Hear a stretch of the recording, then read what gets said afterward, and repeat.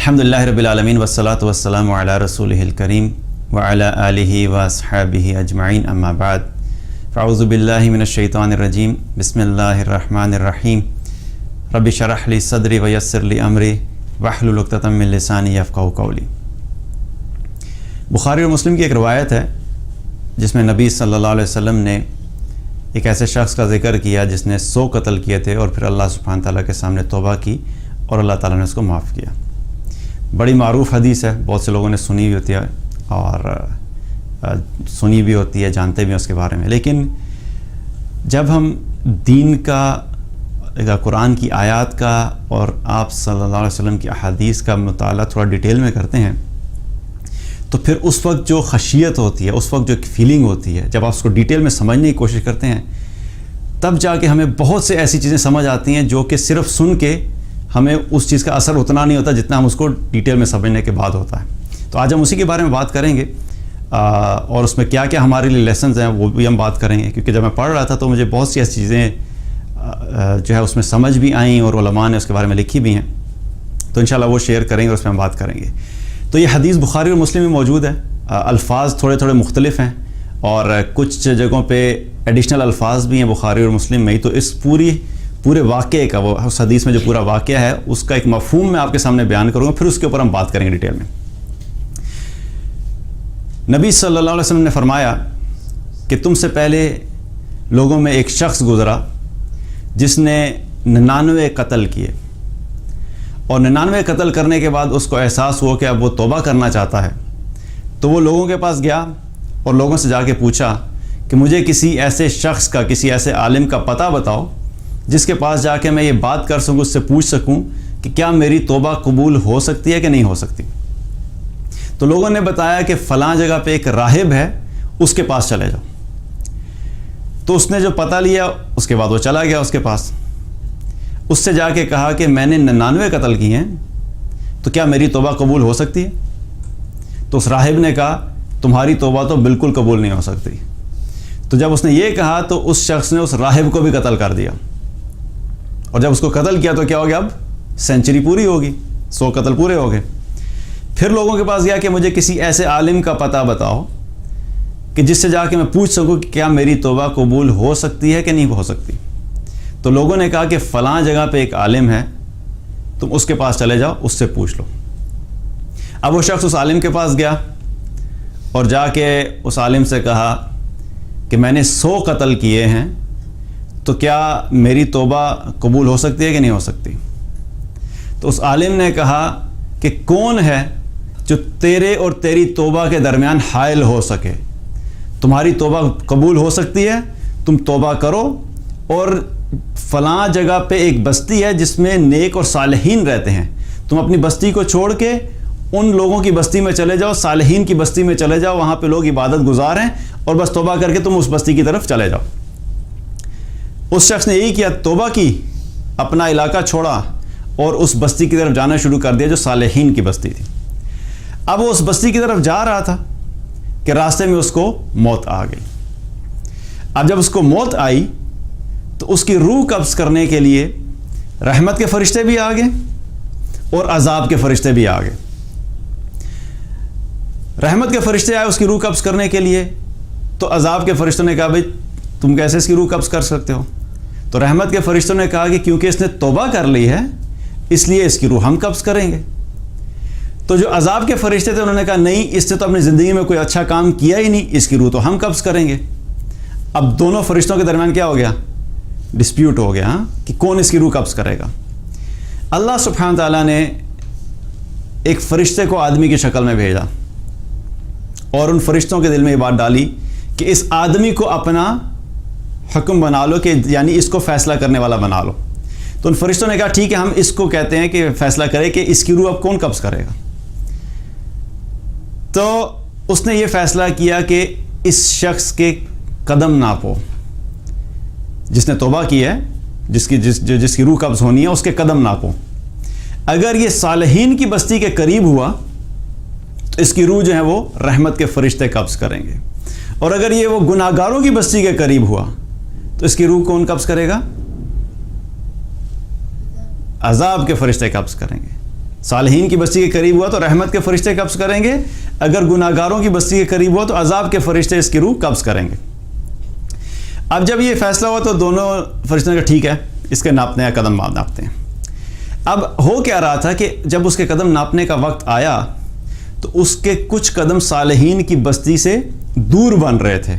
So basically اس role کے تحت وہ اس کو کیا ہونا تھا، اس کو عذاب کے فرشتوں نے اس کی روح قبض کر لینی تھی، کیونکہ وہ صالحین کی بستی سے دور تھا۔ تو جب اللہ سبحانہ تعالیٰ نے یہ دیکھا کہ اس کے چند قدم جو ہیں وہ صالحین کی بستی سے دور ہیں، تو اللہ سبحانہ تعالیٰ نے صالحین کی بستی کی جو زمین ہے اس زمین کو حکم دیا کہ اس شخص کے قریب ہو جاؤ، اور جب وہ قدم ناپے گئے تو وہ شخص صرف ایک بالش صالحین کی زمین کے قریب تھا، اور اس کی روح کو رحمت کے فرشتوں نے قبض کیا اور اللہ سبحانہ تعالیٰ نے اس کی بخشش کر دی۔ یہ سارا واقعہ ہے جو اس حدیث میں موجود ہے۔ اب اس حدیث میں اگر دیکھا جائے تو اتنے سارے ہمارے لیے سبق ہیں کہ ہمیں سمجھنا چاہیے کہ کیا کیا چیزیں ہیں جو کہ ہم تک پہنچی ہیں۔ سب سے پہلی چیز کیا ہے کہ اس نے کیا کیا، وہ بہت بڑا گناہگار تھا۔ 1 قتل، 2 قتل، 10 قتل، کتنے قتل کیے تھے؟ 100 قتل کیے تھے، 100 قتل۔ تو 100 قتل کرنے کے بعد بھی اس کے دل میں احساس پیدا ہوا کہ میں نے بڑے گناہ کیے ہیں، میں نے بڑی اللہ کی نافرمانی کر دی۔ اس کے دل میں یہ احساس پیدا ہوا کہ اب مجھے توبہ کرنی چاہیے۔ تو کیا پتہ لگتا ہے کہ انسان کی زندگی میں کوئی بھی وقت ایسا ہو سکتا ہے کہ اس کے دل میں یہ احساس پیدا ہو جائے کہ وہ اس نے اللہ کی نافرمانی کی اور وہ توبہ کی طرف آ جائے۔ ہمیں ججمنٹ پاس کسی پہ نہیں کرنی چاہیے۔ ہم کئی دفعہ ہوتا ہے لوگوں کو دیکھ کے کہتے ہیں یار اس کو تو پچھلے میں 20 سال سے دیکھ رہا ہوں، اس نے ایک نماز نہیں پڑھی، میں اس کو پچھلے 30 سال سے دیکھ رہا ہوں، یہ تو فلاں جو ہے یہ زنا کا عادی ہے، یہ شراب کا عادی ہے، اور میں تو اس کو دیکھ، اس کی تو توبہ قبول نہیں ہو سکتی، یہ تو سیدھا جہنم میں جائے گا۔ ہم فوراً ججمنٹ پاس کرتے ہیں۔ ہمیں نہیں پتہ کہ اللہ سبحانہ تعالیٰ کب کس شخص کو اس چیز کی توفیق دے دے کہ وہ سچی توبہ کرے، اور عین ممکن ہے کہ اس دنیا سے جانے سے پہلے وہ سچی توبہ کر لے اور اللہ سبحانہ تعالیٰ سے راضی ہو جائے۔ تو کیا ہے کہ توبہ کی توفیق کسی وقت بھی مل سکتی ہے، چاہے جتنے مرضی بڑا گناہ ہو۔ دوسری بات کیا پتہ لگتی ہے کہ جتنے بھی گناہ اپنی زندگی میں کیے ہیں، کبھی مایوس نہیں ہونا، کبھی یہ نہیں سوچنا کہ نہیں میں نے تو اتنے گناہ کیے اب میری توبہ قبول نہیں ہو سکتی۔ شیطان ہمیشہ یہ کوشش کرتا ہے کہ انسان کو پہلے گناہ کی طرف رغبت دلائے، اور پھر جب وہ گناہ کر لیتا ہے تو پھر وہ کوشش کرتا ہے کہ اس کو رب کی رحمت سے مایوس کر دے۔ تو یہ شیطان کی بہت بڑی اسٹریٹجی ہے کہ وہ پہلے وہ گناہ کروائے گا اور پھر گناہ کرنے کے بعد اللہ کی رحمت سے مایوس کروائے گا، تاکہ وہ میک شور کرے کہ انسان جو ہے وہ اسی حالت میں دنیا سے چلا جائے بغیر توبہ کے، اور اس کا خاتمہ جو ہے وہ اس طریقے سے ہو کہ یہ جہنم میں چلا جائے۔ کیونکہ اس کا ٹارگٹ کیا ہے؟ اس کا ٹارگٹ انسان کو یہ نہیں کہ صرف گمراہ کرنا ہے، اس کا ٹارگٹ یہ کہ گمراہ کر کے اس کا جو اینڈ ریزلٹ ہے وہ یہ نکلے کہ یہ کسی طریقے سے زیادہ لوگ جہنم میں چلے جائیں۔ اس کا یہ ٹارگٹ ہے۔ تو کیا ہے کہ کسی بھی موقع پہ اپنی زندگی میں اگر احساس ہو جائے تو توبہ کرنی چاہیے، اور اس چیز کو یاد رکھنا چاہیے کہ اللہ سبحانہ تعالیٰ ہماری توبہ کو قبول کرتا ہے۔ زندگی میں کسی وقت بھی ہمیں احساس ہو گیا، ہاں موت سے پہلے کرنی ہے، جب غرغرے کی کیفیت ہوتی ہے، جب بالکل موت کا وقت قریب ہو جاتا ہے، اس وقت کی توبہ قبول نہیں ہے۔ اور ایک اور حدیث میں جو آتا ہے کہ جب سورج جو ہے وہ مغرب سے طلوع ہوگا، یعنی قیامت قائم ہو جائے گی، تو اس وقت بھی توبہ قبول نہیں کی جائے گی۔ تو اس سے پہلے کی توبہ جو ہے وہ قبول ہے۔ اس کے علاوہ میں کیا پتہ لگتا ہے کہ ان لوگوں نے جب کہا کہ فلاں شخص سے پوچھو، تو ایک پادری کا دیا پتہ کہ اس سے جا کے پوچھو، اور اس نے کیا کیا کہ اس نے ایسا جواب دیا کہ اس نے اس کو بھی قتل کر دیا۔ تو ہمیں کیا پتہ لگتا ہے کہ جب بھی کوئی انسان آپ کے پاس کوئی چیز پوچھنے کے لیے آئے، یا کسی بھی انسان سے کچھ مسئلہ پوچھنے کے لیے آئے، تو حکمت کے ساتھ اس کو جواب دینا چاہیے۔ فوراً ہی اس کو جہنم میں بھیجنے کے لیے تیار نہیں ہو جانا چاہیے کہ آپ کے پاس کوئی آیا، کسی نے آپ سے ذکر کیا کہ دیکھو مجھ سے یہ گناہ ہو گیا ہے، میں نے یہ غلطی کر دی ہے، میں نہیں کرنا چاہتا تھا، میں نہیں کرنا چاہتی تھی، لیکن مجھ سے یہ ہو گیا، اب مجھے کیا کرنا چاہیے؟ اب آپ کے پاس کیا راستے ہیں؟ پہلے کہیں تم نے تو اللہ کی نافرمانی کی ہے، تم تو گئے، تمہارا تو اب کچھ نہیں ہو سکتا۔ اس کو فوراً کیا کیا؟ مایوس کر دیا، اس کو ڈسکریج کر دیا کہ بھئی اب تمہارا کچھ نہیں ہو سکتا۔ تو حکمت کے ساتھ جو احکامات جہاں پہ ہمارے دین میں جہاں فلیکسیبلٹی موجود ہے اس کو یوز کرنا چاہیے، بجائے اس کے کہ فوراً ہی جنت و جہنم کے جو ہے وہ سرٹیفکیٹ پکڑے دوسرے کو بتا دے اور مایوس کر دیا جائے۔ تیسری چیز کیا پتہ لگتی ہے کہ جب بھی کوئی بات پوچھیں کسی اہل علم سے پوچھیں. ہر چلتے پھرتے کے سامنے اپنا مسئلہ نہیں رکھ دینا چاہیے. ہوتا ہے نا, ہم کسی نے بھی کسی کو دیکھا جی اس نے داڑھی رکھی ہوئی ہے, امامہ باندھا ہوا ہے, یا ٹوپی پہنی ہوئی ہے, اور ماشاءاللہ سے شلوار کرتا بھی پہنتا ہے, تو یہ تو بڑا کوئی دیندار بندہ ہوگا, تو چلو جی ہر مسئلہ اسی سے پوچھنا شروع کر دیں. تو یہ جو ظاہری حلیہ ہوتا ہے اس چیز کی دلیل نہیں ہوتا کہ اس انسان کے پاس علم بھی ہے. تو علم والوں کو ڈھونڈیں کہ اللہ سبحانہ تعالیٰ نے جن کو علم دیا ہے اپنے مسائل, اپنی پرابلمز, اپنے ایشوز اہل علم سے پوچھا کریں. اللہ تعالیٰ نے قرآن میں بھی کیا فرمایا, فَاسْأَلُوا أَهْلَ الذِّكْرِ إِن كُنتُمْ لَا تَعْلَمُونَ. تم اہل علم سے پوچھو, اہل ذکر سے پوچھو, یعنی اہل علم سے پوچھو اگر تم نہیں جانتے. تو یہ جو اہل علم ہیں, جو علماء ہیں جن کو واقعی قرآن و سنت کا صحیح علم ہے, ان کے پاس جا کے اپنی باتوں کو ڈسکس کرنا چاہیے, ان سے مسائل پوچھنے چاہیے. اور پھر جب توبہ کی اس شخص نے, تو اس کو کیا حکم دیا گیا کہ تم برائی کی بستی کو چھوڑ کے صالحین کی بستی کی طرف چلے جاؤ. اس سے کیا پتہ لگتا ہے کہ اپنی کمپنی کو چینج کرنا بہت ضروری ہے, کیونکہ آپ جس گناہ کو چھوڑنا چاہ رہے ہیں تو اس گناہ کے جو اسباب ہیں جس وجہ سے وہ گناہ ہو رہے ہیں, اگر آپ ان کو نہیں چھوڑیں گے تو آپ دوبارہ اس گناہ میں آ جائیں گے.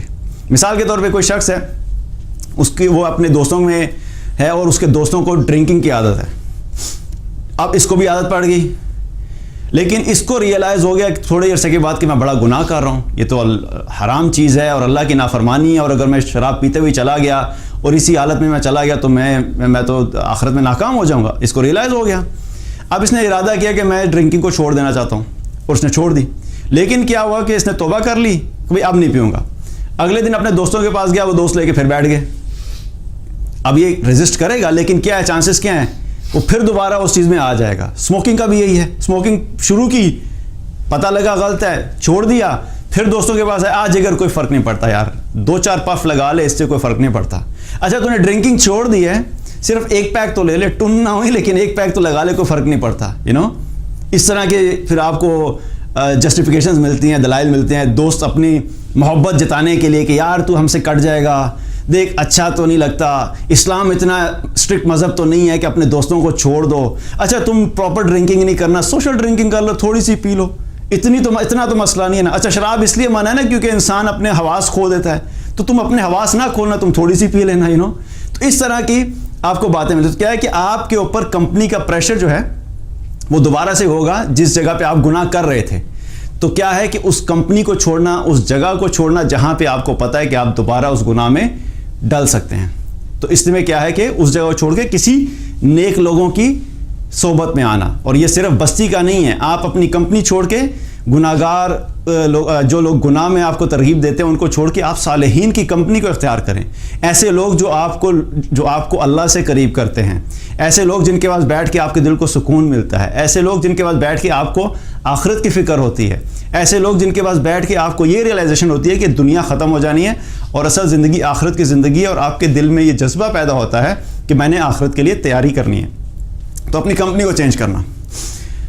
اس کے بعد کیا پتہ لگتا ہے کہ جب وہ جانے لگا تو فرشتوں میں کیا ہوا کہ آپس میں یہ بات ہوگی, فرشتے, رحمت کے فرشتے بھی آ گئے اور عذاب کے فرشتے بھی آ گئے.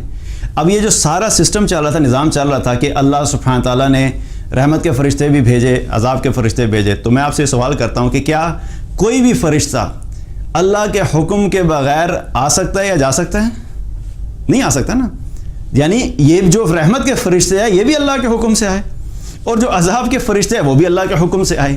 اور پھر اللہ سبحانہ تعالیٰ ان دونوں کے دلوں میں ویسے بھی تو بتا سکتا تھا, حکم دے سکتا تھا رحمت کے فرشتوں کو کہ بھئی تم رک جاؤ, عذاب کے فرشتوں کو کہتا تم واپس چلے جاؤ, بس یہ رحمت کے فرشتے کر لیں گے. لیکن اللہ سبحانہ تعالیٰ نے پورا جو ایک نظام چلایا ہم تک پیغام پہنچانے کے لیے, کہ اللہ سبحانہ تعالیٰ اپنی رحمت ہمیں بتانا چاہتا تھا کہ اللہ سبحانہ تعالیٰ کس طریقے سے اپنے بندوں کے لیے اسباب پیدا کرتا ہے اور اپنے بندوں کو کامیاب دیکھنا چاہتا ہے. تو وہ جو فرشتے ہیں وہ بھی اللہ کے حکم سے تھے, اور بیچ میں جو فرشتہ اللہ نے بھیجا وہ بھی کس نے بھیجا؟ اللہ ہی نے بھیجا. تو یہ سب چیزیں بھی کیا پتہ لگتے کہ تمام چیزیں جو ہو رہی تھیں وہ اللہ کے حکم کے بغیر ایک چیز بھی نہیں ہو سکتی. پھر اگلی بات کیا پتہ لگتی ہے کہ جب اس کے قدم ناپنے کا وقت آیا تو اللہ سبحانہ تعالیٰ نے صالحین کی بستی کو حکم دیا، اس بستی کی جو زمین ہے اس کو حکم دیا کہ اس بندے کے قریب ہو جاؤ، بندے کے قریب ہو جاؤ۔ یہ سارا جو نظام چل رہا ہے آپ ذرا امیجن کریں کس کے لیے چل رہا ہے؟ یہ کوئی اللہ کا ولی تھا؟ یہ کوئی صالحین میں سے تھا؟ یہ کوئی متقین میں سے تھا؟ 100 آدمیوں کا قتل کرنے والا، اس کے لیے سارا نظام اللہ سبحانہ تعالیٰ چلا رہا ہے۔ تو آپ سوچئے کہ جو اللہ کے صالحین بندے ہوں گے، جو اللہ کے متقین ہوں گے، جو اللہ سبحانہ تعالیٰ کے قریب ہوں گے، مقربین ہوں گے، ان کے لیے اللہ کی محبت اور رحمت کیسی ہوگی؟ اس بندے کے لیے اللہ نے پوری زمین کو ہلا دیا، پوری زمین کو ہلا کے حکم دیا کہ زمین کو کہا کہ قریب ہو جاؤ۔ اتنی اللہ سبحانہ تعالیٰ کو اپنے بندوں سے محبت ہے کہ جو بندہ توبہ کر کے آ رہا ہے وہ کسی بھی طریقے سے ناکام نہیں ہو، بس اللہ سبحانہ تعالیٰ چاہتا ہے کہ کامیاب ہو جائے۔ یہ ایسے ہی ہے کہ آپ نے ایگزام میں جب وہ اپنا پیپر کیا، اب آپ نے پیپر کیا، کچھ ایسے اسٹوڈنٹس ہوتے ہیں جو کہ بہت اچھے پرفارمر ہوتے ہیں، جب بھی وہ پیپر کرتے ہیں 95%، 90%، 100%، ٹیچر کو پتا ہوتا ہے کہ میرا یہ جو اسٹوڈنٹ ہے نا یہ ہمیشہ 90+ ہی لیتا ہے۔ کچھ اسٹوڈنٹس ہوتے ہیں میری طرح کے جو بالکل لائن پہ، یا اللہ 100 میں سے 33 آ جائیں گے نا۔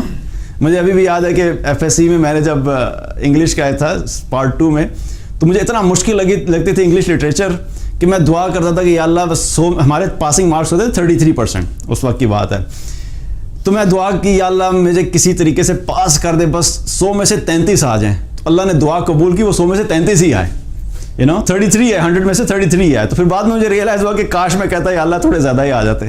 تو بات کیا ہے کہ کچھ اسٹوڈنٹس ایسے ہوتے ہیں جو کہ بالکل لائن پہ ہوتے ہیں۔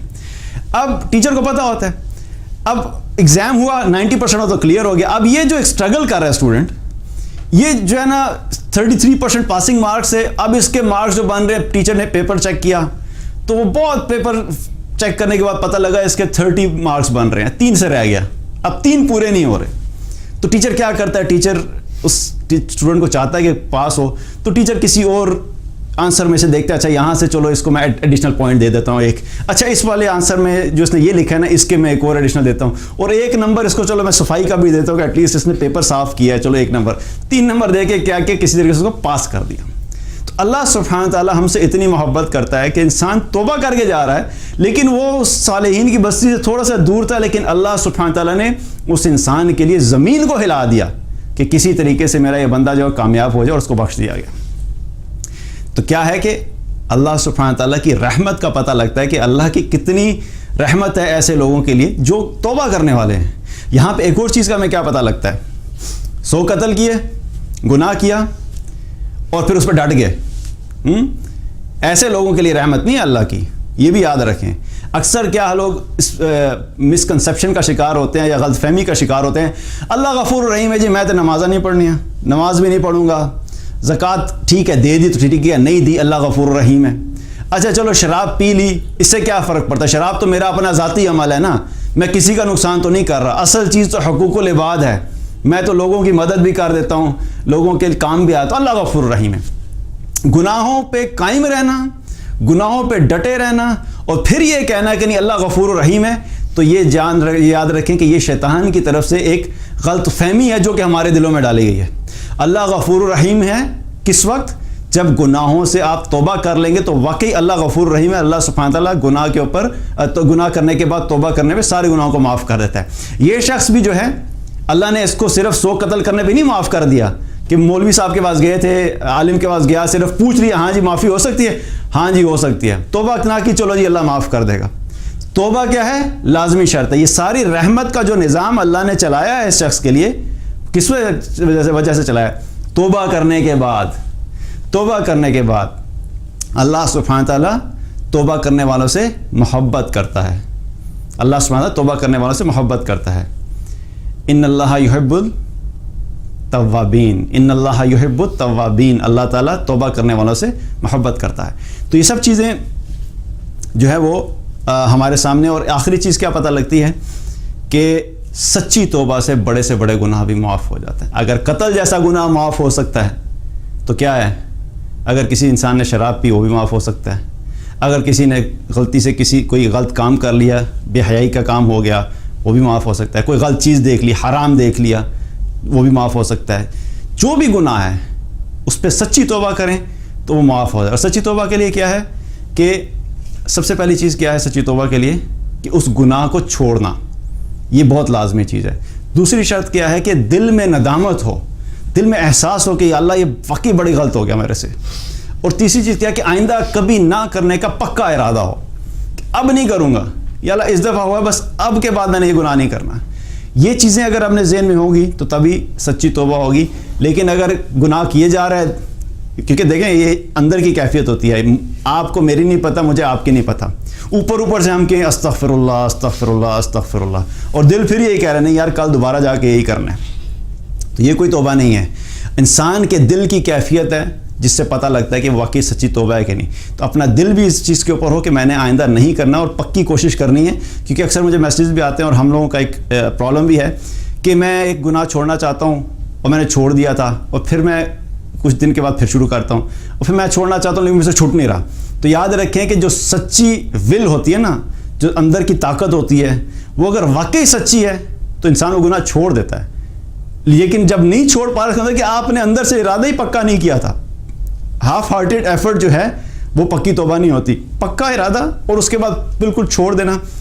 ہاں یہ ہے کہ ہم نے چھوڑ دیا, بہت عرصے بعد کہیں پھر غلطی سے کوئی چیز ہو گئی تو وہ ایک الگ بات ہے, کیونکہ انسان پرفیکٹ نہیں ہے. لیکن ساتھ ساتھ چل بھی رہا اور ساتھ ساتھ مجھ سے چھوٹ نہیں رہا, مجھ سے رکا نہیں جا رہا, تو یہ کوئی چیز نہیں ہے. تو کوشش کیا کرنی ہے سچی توبہ کے لیے اس چیز کو چھوڑنا.